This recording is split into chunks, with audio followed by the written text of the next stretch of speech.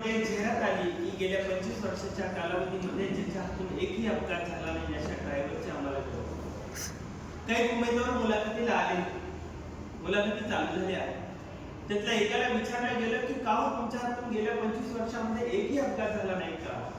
त्यावरती त्याने उत्तर दिलं, हो, गेल्या 25 वर्षाच्या कालावधीमध्ये एकही अपघात झाला नाही, फक्त एकदा ब्रेक फेल झाला आणि गाडी दरीत कोसळली, तेवढाच काय करू शकतो. त्याला म्हणले चला बाजू. दुसऱ्याला बोलवलं आणि विचारलं काय हो गेल्या 25 वर्षाच्या कालावधीमध्ये तुमच्या हातून एकही अपघात नाही झाला? त्यावरती तो बोलला, माझी काही चूक नव्हती, समोरून एक धडकला आणि अपघात झाला, तेवढंच काय. तिसरा उमेदवार आला, त्याला विचारलं काय गेल्या 25 वर्षाच्या कालावधीमध्ये तुमच्या हातून एकही अपघात नाही? तो बोलला खरंच गेल्या 25 वर्षाच्या कालावधीमध्ये माझ्या हातून एकही अपघात झाला नाही. कागदपत्र तपासणी गेली, पडताळणी केली तर समजलं गेलं की गेल्या 25 वर्षाच्या कालावधीमध्ये त्या माणसाच्या हातून एकही अपघात झाला नाही. त्याला त्याच्या यशाचं रहस्य विचारलं गेलं. त्यावरती तो म्हणाला की गेल्या 25 वर्षापूर्वी जी माझी गाडी गॅरेजला लावलेली आहे ती मी अजून बाहेरच काढलेली आहे. गाडी बाहेर काढलेली नसेल तर अपघात होण्याचा प्रश्नच नाही. अहो, जीवनामध्ये यश मिळवायचं असेल, ध्येय गाठायचं असेल तर ऊन, वादळ, वारा, पाऊस या सगळ्या गोष्टी तुम्हाला सहन कराव्याच लागतील. रस्त्यावरती प्रवास करायचा म्हटलं की खड्डे आले, वळणे आले, घाट आले, हे सगळे चढ-उतार तुम्हाला सहन करूनच पुढे जावं लागेल. आणि ह्या सगळ्या गोष्टी ज्याच्या आयुष्यामध्ये येतात ना, त्याच्याच आयुष्यामध्ये विजय निर्माण होतो. गेल्या माझ्या शिवबाने 50 वर्षाच्या कालावधीमध्ये जो स्वराज्य निर्माण केलं ते काही सहजासहजी निर्माण झालेलं नाही. माझ्या शिवाजी महाराजांना अत्यंत संकटांचा सामना करून हे स्वराज्याचं ध्येय प्राप्त करावं लागलं. नाहीतर बघा ना, औरंगजेब म्हणजे कोणी छोटा छोटा साम्राज्य नाही. इकडे काबूल पासून कंदहार पर्यंत, गंगेपासून यमुनेपर्यंत असं प्रचंड साम्राज्य असलेला औरंगजेब म्हणजे छत्रपती शिवाजी महाराजांचं 6.5 जिल्ह्यापुरतं असणारं साम्राज्य नेस्तनाबूत करायला का टाकलाय? कारण त्याला माहित आहे अफगाणचं राज्य हे एका राणीचं आहे, इराणचं राज्य कुतुबशाहचं आहे, आदिलशाह, विजापूरचं राज्य आदिलशाहचं आहे, नगरचं राज्य निजामशाहचं आहे. पण माझ्या स्वराज्यामध्ये 6.5 जिल्ह्यापुरतं असणारं रयतेचं राज्य, स्वराज्य हे कुठल्या राज्याचं नसून ते फक्त तिथल्या रयतेचं आहे. आणि जिथं रयतेचं राज्य असतं ना, तिथं सर्वात मोठा धोका असतो. कारण तिथं माणसं मरायला पण मागं पुढं पाहत नाही आणि मारायला सुद्धा मागं पुढं पाहत. माझे छत्रपती शिवाजी महाराजांचं स्वराज्य झालं कसं निर्माण? राजमाता जिजाऊ आपल्या शोभाला घेऊन पुण्यामध्ये आल्या. ओसाड झालेलं पुणे, उन्हाळ झालेलं पुणे. जहागिरी करायची कुणावरती? दगडधोंड्यावरती. मासाहेबांनी दगडधोंड्यावरती जहागिरी करायची का? मासाहेबांनी लोकांना साथ घातली. सह्याद्रीच्या कडेकापऱ्यामध्ये लपलेल्या लोकांना बोलवलं, या या पुण्यात राहायला या. लोक तयार होते. लोकांनी मासाहेबांनी विचारलं का तुम्ही पुण्यामध्ये राहायला येत नाही? त्यावरती त्या लोकांनी अंधश्रद्धेची एक पहाड रवलेली दाखवली की जिच्यावरती एक पहाड रवली होती आणि जिच्यावरती एक कवडी अडकवली होती. आणि त्यांना सांगण्यात आलं होतं की जो कोणी या पहाडीच्या भोवती वस्ती करेल त्याचा निर्वांश होईल. मासाहेबांनी ती पहाड उचलून फेकून दिली आणि म्हणाले, हो दे झाला तर माझा निर्वंश, मी राहील माझ्या शोभाबरोबर. अरे मासाहेब राहत आहे, शोभा राहत आहे. हळूहळू लोकांमध्ये विश्वास निर्माण झाला. माणसं गोळा होऊ लागली, गावं गजबजू लागली, घरं कुजबुजू लागली.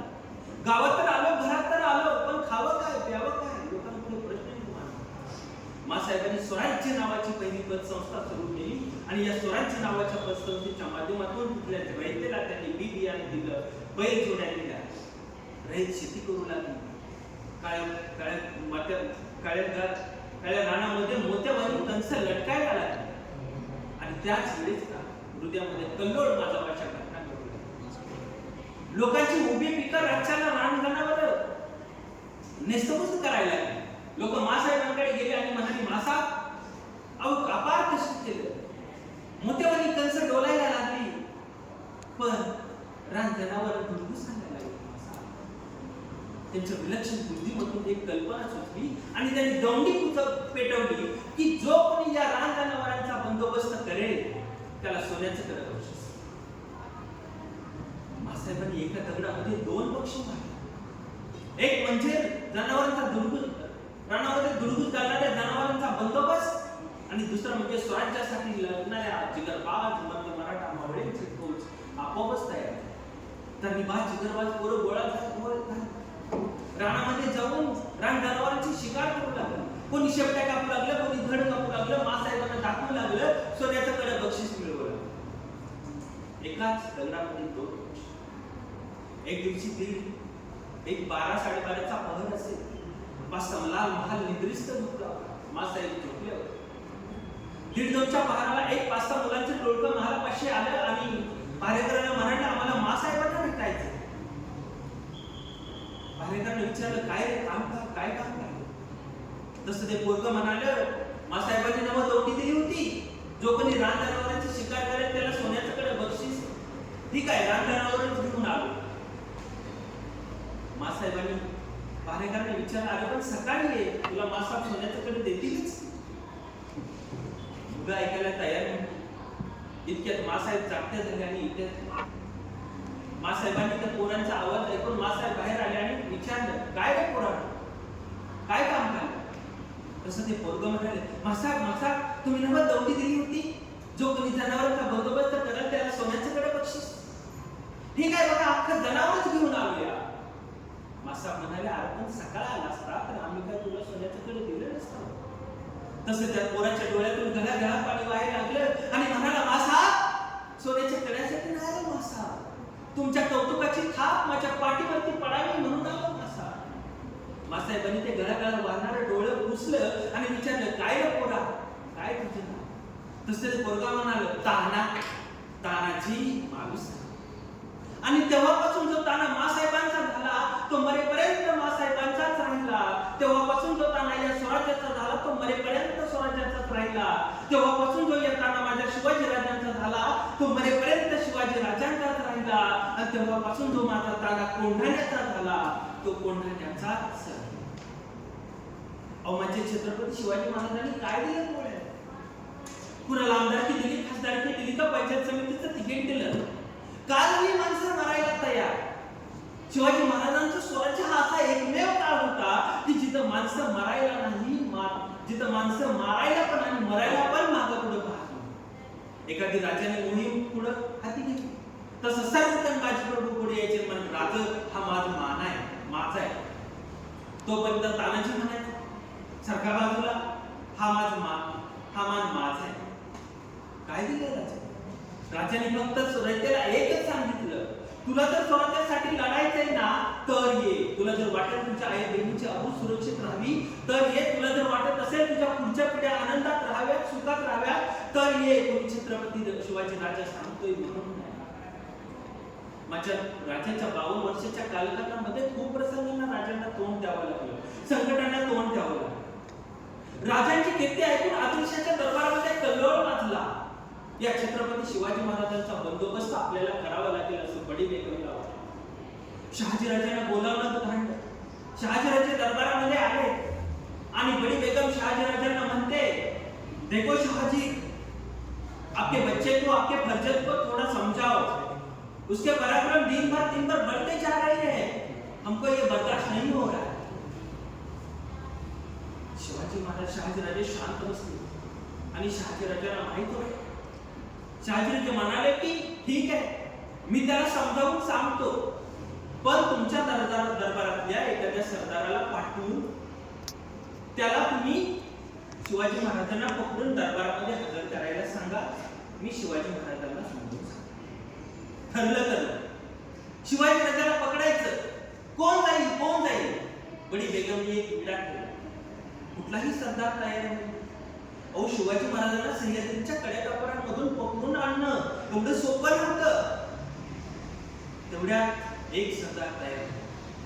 अहो, सरदार कसला तो रानटी पशु, रानटी जनावर रावण, अफजल खान, ज्यानं स्वतःच्या बापालाही सत्तेसाठी मारलं, ज्यानं संभाजी राजांना मारलं, शिवाजी महाराजांचे थोरले बंधू संभाजीराजे यांना मारलं, ज्यानं शहाजी राजांना कैद करून हत्तीवरून धिंड काढली, असा हा अफजल खान विडा उचलतोय आणि म्हणतोय, बडी बेगम, मैंने ये विडा उठा लिया है, मैं लाऊंगा पकड़ को शिवाजी को चूहे की तरह सह्याद्री कडे कपाळी. शहाजी राजांच्या काळजामध्ये धुकूस निर्माण झाला, कारण अफजल खान पुढचे राक्षसी प्रभू ज्यांना आपल्या 63 बायका स्वराज्याच्या मोहिमेवरती शिवाजी महाराजांना पकडायला येताना जिवंत मारल्या असा हा अफजल खानाने विडा उचलला. पण शिवाजी शहाजी राजांना पण आपल्या स्वतःच्या मुलाच्या पराक्रमाबद्दल ख्याती होती. कारण शिवाजीला पकडणं एवढं सोपं नव्हतं. अफजल खानाने विडा उचलला, भली मोठी फौज बरोबर घेतली. खरं तर अफजल खान हा मंगळवेढा पंढरपूर पलटण मार्गे वाहिली गेलेला अपेक्षित. अफजल खानाने रस्ता बदलला सोलापूर मार्गे. आणि हा अफजल खान ह्या मार्गे येणं अपेक्षित असताना सोलापूर मार्गे काय येतो? छत्रपती शिवाजी महाराजांच्या काळजामध्ये अक्षरशः तळली. अफजल खान गेला कुठे? तुळजापूरच्या आई आंबेवरती त्यानं हातोड्याचं घाव घातलं, मंदिर तोडलं. ही बातमी माझ्या शोभा राजांना जेव्हा समजली त्यावेळेस त्यांनी सरत हे तुफानी संकट कसं झेलायचं? इतकी मोठी फौज, 85 हत्ते, 35,000ची फौज, 12,000 घोडे, 20,000 तोफा, एवढं मोठं स्वराज्यावरचं संकट टाळायचं कसं? मासाहेब जिजाऊ पण होते. ठरलं तर मग मंत्रिमंडळाची बैठक भरली आणि बऱ्याच मंत्र्यांनी सांगितलं की आपण अफजल खानाशी तह करून स्वराज्यावरचं हे संकट टाळू. मासाहेब जिजामाता भडकल्या. आई तुळजाभवानीच्या पुढे गेल्या, किल्ल्यावरच्या मंदिरात होतं तुळजाभवानी, तिथं पुढे गेल्या आणि म्हणाले, आंबे अगं तुझ्यावरती घाव होत असताना माझा पोरगा असा तह करतोय, माझा पोरगा शरण जातोय, माझं स्वराज्यातलं मंत्रिमंडळ शरण जातंय, इतके शरण अगं एकतर जर अशी बुद्धी तू त्यांना देणार असतील तर मला नीरपुत्री ठेवलं असतं तरी बरं झालं. शिवाजी महाराजांनी हे ऐकलं आणि म्हणाले, आऊसाहेब असं नका बोलू, आम्ही निर्णय बदलतो.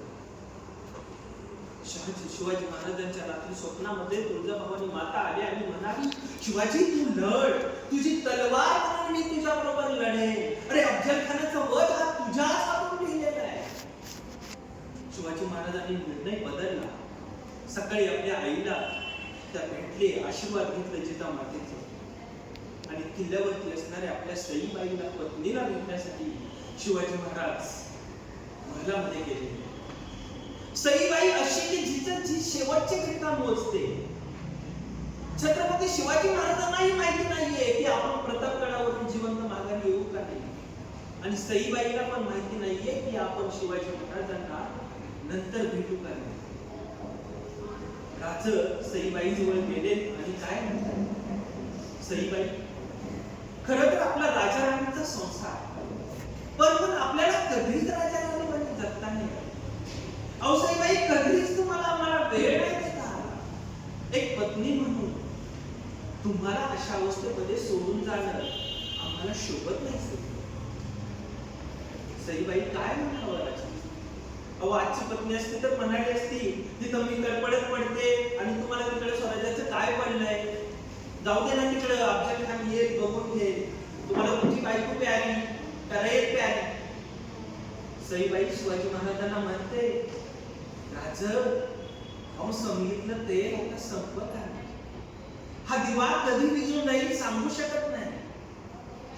अहो एका कुंकवासाठी तुम्ही जर इथं थांबला तर राज हजारो कुंक पुसली जातील, हजारो डोक्यावरची कुंक पुसली जातील. राज तुम्ही थांबू नका, तुम्ही प्रतापगडावरती जा, अफजल खान